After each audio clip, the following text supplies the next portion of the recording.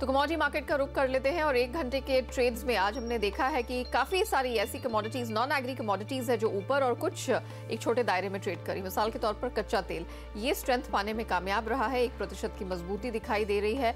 घरेलू बाजार में वैसे रुपए का तो सपोर्ट नहीं है क्योंकि रुपए में स्ट्रेंथ है। $1 की कीमत 71 रुपए 20 पैसे या उसके नीचे के स्तर भी हमने छूते हुए देखे हैं। नेचुरल गैस इसके ठीक विपरीत प्रॉफिट बुकिंग झेल रहा है, 1% की कमजोरी। सोने चांदी में एक बहुत ही छोटे दायरे का ट्रेड दिखाई दे रहा है। इंटरनेशनल मार्केट $1284.85 के पास अपने आप को टिकाए हुए है। घरेलू बाजार में 32,000 का लेवल डिफेंड हो रहा है। सोने में और चांदी भी 39,100 के काफी करीब ट्रेड कर रही है। बेस मेटल्स में कुछ स्ट्रेंथ दिखी है। एल्यूमिनियम जो कल कुछ मजबूती के साथ ट्रेड करता दिख रहा था, यहाँ प्रॉफिट बुकिंग हावी हुई है।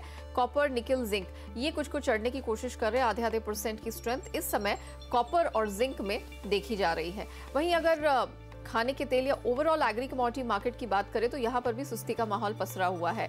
एक तरफा रफ्तार दिखाने के बाद और ऑलमोस्ट 2 से 3 महीने के हाई से हमने खाने के तेलों को अब सुस्ताते हुए देखा है। रुपए में स्ट्रेंथ एक बड़ा कारण है।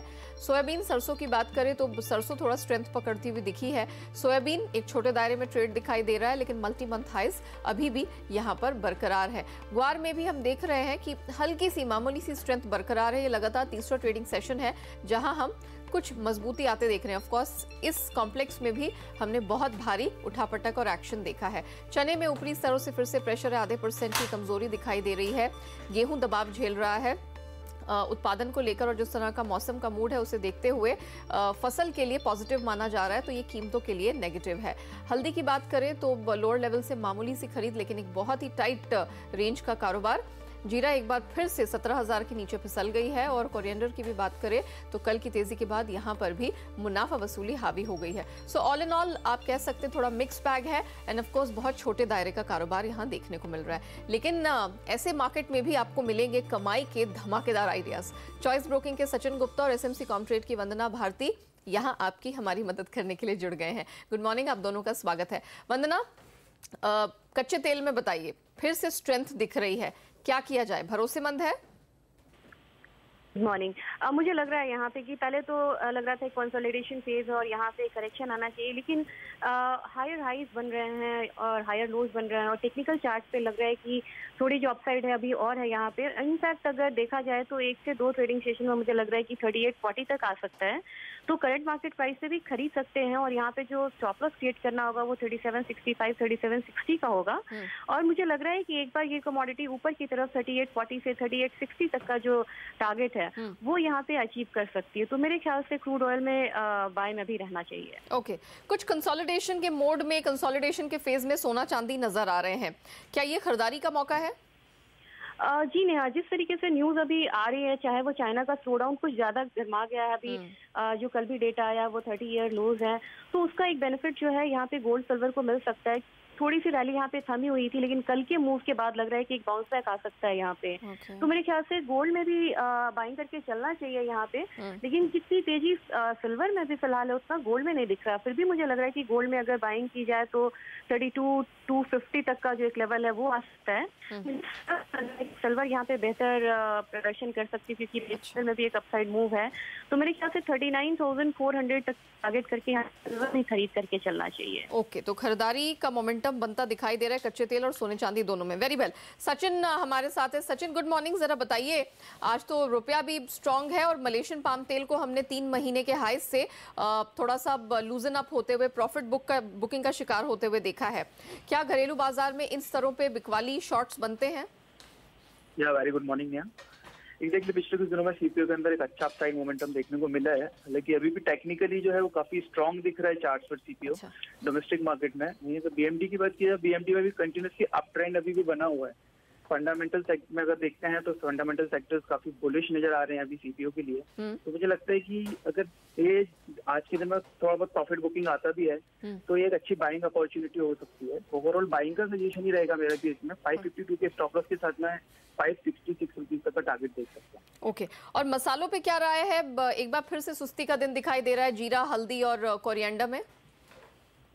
यह जीरे के अंदर मेरा आज के दिन फोकस रहेगा, बिकॉज जीरे में पिछले कुछ दिनों से लॉन्ग फॉल कंटिन्यूसली बना हुआ है और चार्ट पर भी जो है अभी तेजी का कुछ नजर नहीं आ रहा है। तो फंडामेंटली देखा जाए तो सेंटीमेंट जो है वो काफी बेयरिश है, बिकॉज हायर प्रोडक्शन है लास्ट ईयर के कंपैरिजन में, और डोमेस्टिक डिमांड्स और बहुत कम हो गई है, और एक्सपोर्ट साइड से भी कुछ अच्छे नंबर्स देखने को नहीं मिले हैं। तो ओवरऑल सेलिंग का सजेशन इसके अंदर रहेगा।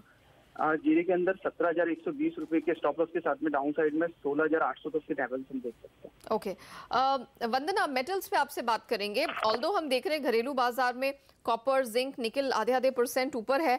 एल्यूमिनियम की पिटाई हो गई है, ऑलमोस्ट 4 से 5 हफ्ते के हाई से हमने इसे पिटते हुए देखा है। क्या लगता है अब मेटल्स में किस प्रकार की रणनीति अपनाई जाए और कौन से फैक्टर्स पर अब ये रिएक्ट करेगी?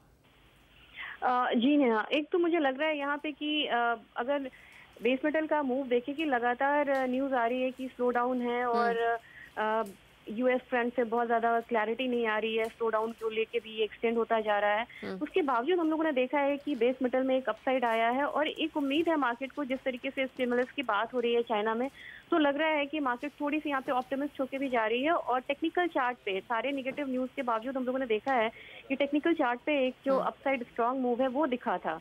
मुझे लग रहा है कि एल्यूमिनियम एक बार डाउन साइड आ रहा है, लेकिन मुझे लग रहा है कि एक बार 137, 138 तक का लेवल जो है वो हम आते हुए देख सकते हैं। साथ में मुझे लग रहा है नेहा कि कॉपर जो है, जो कि 422, 421 के रेंज में है, मुझे लग रहा है ग्रेजुअली इसको 428, 430 के लेवल पे जाना चाहिए। अच्छा। तो यहाँ पे भी मुझे लग रहा है कि कॉपर में भी एक खरीदारी अभी हो सकती है। ओके, साथ ही अगर आप रुपए पर अपनी राय दे सके वंदना, यहाँ पर आज कुछ स्ट्रेंथ दिखाई दे रही है, is it here to stay? क्या करें? थोड़ा सा मुश्किल लग रहा है नेहा यहाँ पे, क्योंकि अगर क्रूड में देखें तो क्रूड में मेरी जो राय है, मतलब मुझे ऐसा लग रहा है कि एक बार अपसाइड यहाँ पे जा सकता है। तो मुझे लग रहा है कि बहुत ज्यादा स्ट्रेंथ तो नहीं आएगा, लेकिन मुझे लग रहा है कि 20 से 25% तक का स्ट्रेंथ आने के बाद फिर से हम देख सकते हैं कि 71 के ऊपर ही यहाँ पे स्टेबल हो पाएगा। सचिन, अगर आप बता सके, कपासखली ने अपने लेवल को होल्ड किया है, ऑल्दो फ्लैट, बिल्कुल म्यूटेड ट्रेड यहाँ पर दिख रहा है। 2000 के पास हम इसमें कारोबार होता हुआ देख रहे हैं। कपासखली में कोई स्कोप है? कपासखली के अंदर मेरा सजेशन ओवरऑल बाइंग का ही रहेगा, बिकॉज कंटिन्यूसली ट्रेंड जो है वो अपसाइड का बना हुआ है। हालांकि अभी साइकोलॉजिकल लेवल के अराउंड मार्केट ट्रेड हो रहा है 2000 के आसपास में। मुझे लगता है एक बार अगर डिप साइड में मिलता है अराउंड 1950 और 1960 के लेवल्स पे, तो इसमें एक बार बाइंग पोजीशंस वापस से बना सकते हैं। और अप साइड में इसमें शॉर्ट टर्म में अपने को 2150 और 2200 रुपए तक का टारगेट देखने को मिलेगा। हैविंग सेड सो, कॉटन क्योंकि बहुत सुस्त रही है, 21,000 के नीचे ही काफी समय से है, यहाँ पर भी आपको इतनी स्ट्रेंथ दिख रही है, क्या आप यहाँ पे भी डिप्स पे खरीद की सलाह देंगे? कॉटन के अंदर एक साइडवेज मोमेंटम पिछले कुछ दिनों से देखने को मिला है। मुझे लगता है कि ये अभी साइडवेज मोमेंटम में ही ट्रेड होगा। इसमें बहुत ज्यादा अपसाइड और डाउन साइड का लेवल्स नहीं होंगे, तो मेरे हिसाब से इसको एक बार इग्नोर करना चाहिए बाइंग और सेलिंग के तौर। ओके वंदना, सचिन, आप दोनों का ही शुक्रिया समय निकालकर हमारे साथ जुड़ने के लिए और बताने के लिए कि आज बुधवार की ट्रेडिंग सेशन में कहां कमोडिटी मार्केट में, करेंसी में आपको नजर रखनी चाहिए और कमाई कैसे होने वाली है।